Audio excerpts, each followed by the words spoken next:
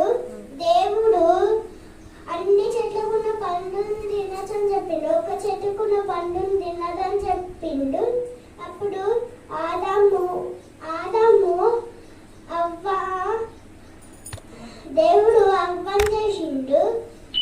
ఆ తర్వాత ఆదాము ఏం చెప్పిండంటే, ఇక్కడ ఉన్న అన్ని చెట్లకి పండ్లు ఉన్నాయి తినచ్చు, కానీ ఒక్క చెట్టు ఇది ఆ పండును మనం తినదని చెప్పిండు. అప్పుడు ఒక పాము ఆ పండును తింటే మీరు దేవతగా ఉంటారని చెప్పింది. అప్పుడు అవ్వ ఆ పండును తిన్నది. తిన్నాక ఆదాముకు కొంచెం ఇచ్చింది. దేవుడు వచ్చిండు. దేవుడు అడిగినాక ఆదాము ఎక్కడున్నో బయటికి రా అని చెప్పిండు. చెప్పినాక ఆదాము రాలేదు. ఆ తర్వాత మీరు ఆ పండును తిన్నారా అని దేవుడు అడిగిండు. అడిగినాక ఈ స్త్రీ ఆ పండుని వదంతో నేను కూడా కొంచెం తిన్నా అని చెప్పిండు.